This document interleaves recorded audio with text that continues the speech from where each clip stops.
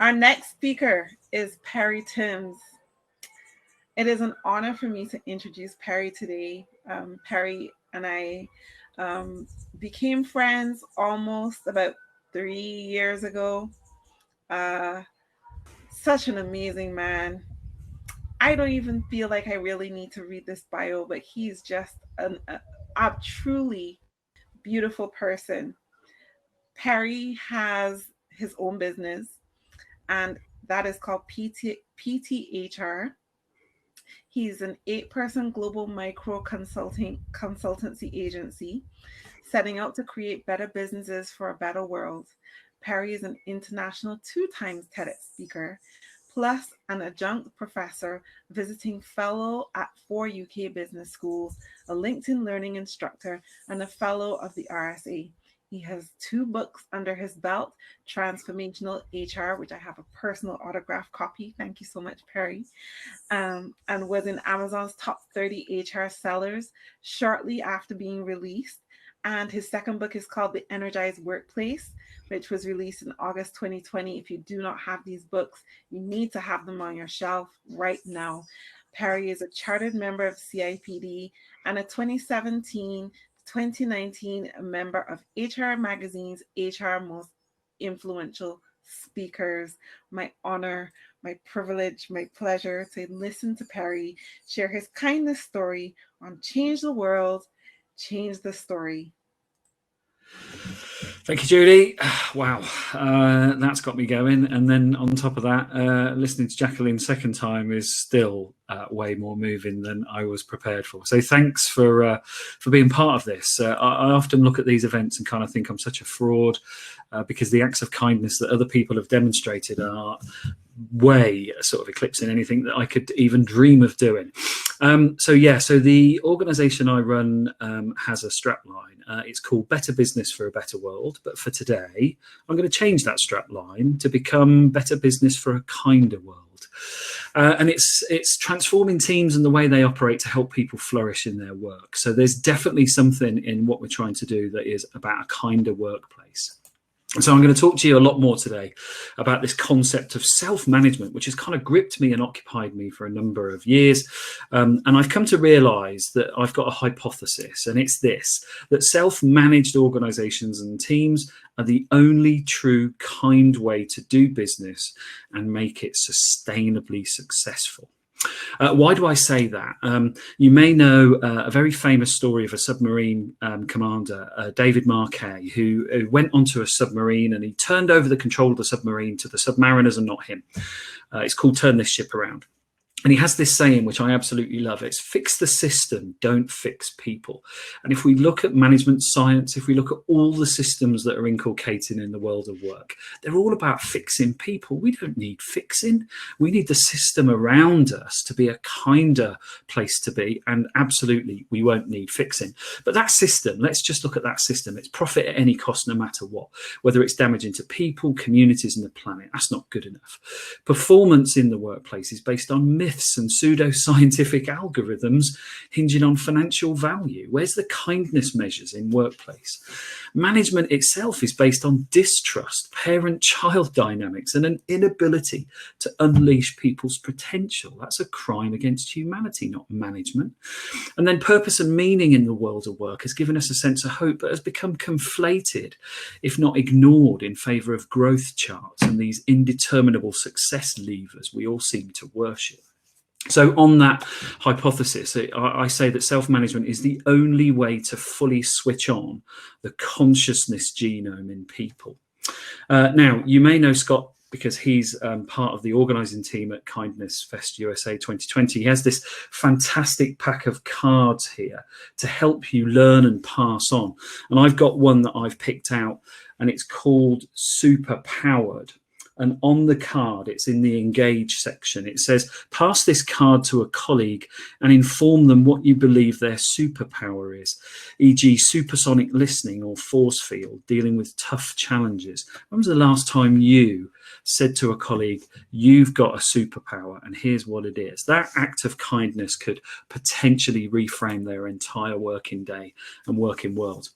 But back to self-management. Now, you may know there are a couple of professors around who really have given us some leg up on this one.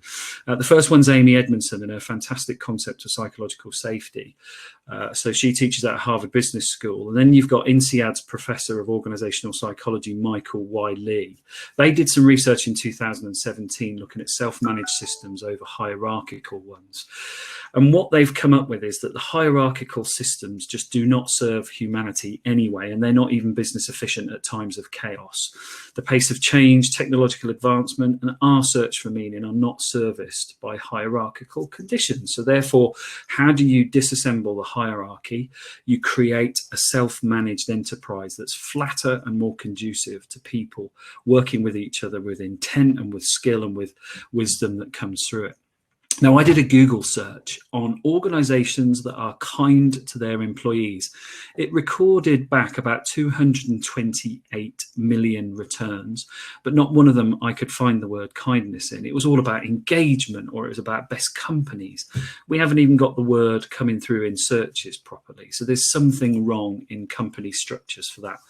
But the world isn't lost. The world isn't lost, because if I read these names to you, go look them up. Barry Waymiller, WD-40, Buurtzorg, Menlo Innovations, Southwest Airlines, WL Gore, Matt Black Systems, Herman Miller, Wellbeing Teams, Patagonia, Basecamp, Zingerman's, Gravity Payments. These are all companies built on kindness. These are all companies super sustainably successful. These are companies who practice freedom, inclusion, innovation, and creativity, and make really good ways of business. There's also an outfit in the US called justcapital.com who poll Americans about what matters to them in businesses of today. And so they then get that feedback and they create this alternative to the NASDAQ index, not based on what stock and market value is, but what people value and what they believe in and what companies they believe are doing good in the world. Now, on that list, you'll see some corporate giants and probably sort of roll your eyes a bit and say, are they really that kind? So we still haven't quite found how we can value a kind organization. I did some research on Glassdoor and looked at best places to work, and HubSpot was a winner. Now, HubSpot seems like a pretty nice place to work, but could I find the word kindness anywhere? No. So this stuff is not front of mind. It is not being adopted. And self-management is the principle where we look at decision making. We move from job descriptions to roles. We invite transparency. We talk about peer-to-peer and colleague feedback and sharing superpowers, and we deal with conflict in a constructive and kind way. That's what happens when you create an environment without a hierarchy and management oppression and have it built on self-management. Rob Goffey and Gareth Jones are two famous London Business School professors, and they looked at creating the best workplace on earth. And their categories were let people be themselves, unleash the flow of information, magnify strengths, stand for more than shareholder value, show how work makes sense, have rules that people can believe in, and create what they called a dream company diagnostic. Well, that's good, Rob and Gareth, but you forgot kindness. So even up to now, academic research isn't valuing kindness. But what does self-management give organizations that makes for a kinder organization? I've got my own list. So here we go. Maturity over control, adult relationships, adult application, kind ways of being, principles over rules. The more rules we put in, the more we're likely to feel constrained and somewhat distrusted. Principles work. We can live with principles. They're often kinder than rules. Togetherness over divisions. Why we call organizational structures divisions is deliberate. They're divisive. They're vertical silos of fiefdoms. They're not together at all. We need more horizontal to counter that. We want people to be inspired, not cajoled. We don't need performance measures to beat people with. We want inspirational activities. They can feel proud and can share the kindness of how that is working with others. We want to value differences over consistency.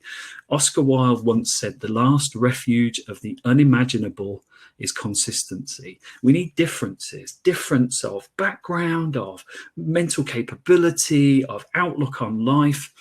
And then I think we'll create more understanding and therefore kindness. And we need to talk about impact, not scores. KPIs are meaningless metrics. We need to think about the impacts. Are we kind to our customers when they come to us with a problem, even if they're giving us their biggest rant? Are we kind to people we see struggling with a project, or do we just steam on with our own work and ignore the fact that they're failing? These are things that self-management just does not allow you to do. It's camaraderie, it's all for one for all. There's a lot in self-managed organizations I think we can derive some sense of purpose from and really start to humanize organizations.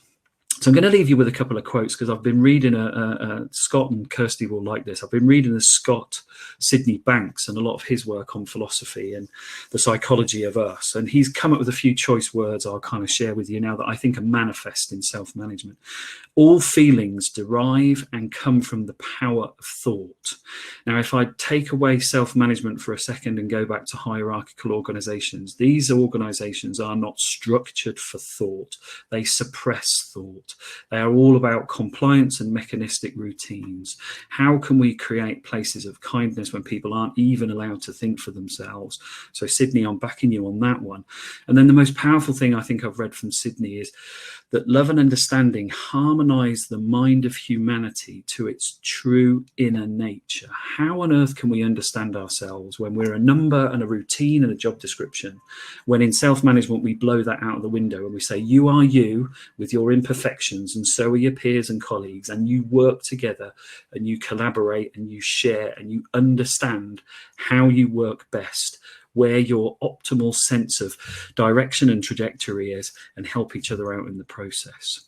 So that's what I wanted to leave you with today. Let's not fix people. Let's fix the system. Let's bust the hierarchy that suppresses thought and therefore denies us the true emotional rewards that we can get from our work. And those rewards come through when we start to operate in loving, kind, self-managed systems. And that's it from me. Thank you. Thank you so much, Perry. Once again, another honor to share this space and for you to share your experience with us. Always an opportunity to blow the mind. That's what you do, Mr. Tim. Thank you. Can we get some yays? Like, yes, I know you guys were feeling what Perry was saying. Some really nice feedback. Thank you. Very lovely. Yes, thank you so much.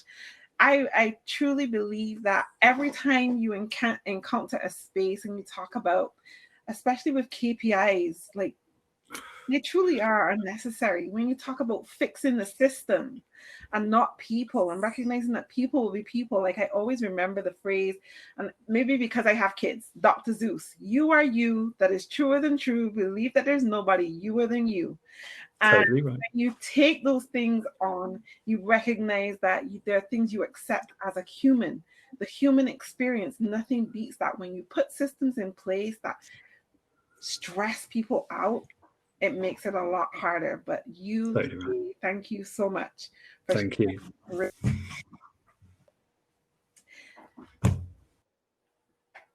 So, how are we feeling? Can I get some hearts? I want to know how everyone is feeling. Thanks for the yes for Perry. Thanks for the yes. The stories you've heard so far, some heavy, yes, elephant heavy, but beautiful in the end and giving us that awesome color that we're living with in the color. What is your kindness color? Let me ask you that. When we go to the tables, I want to hear what your kindness color is.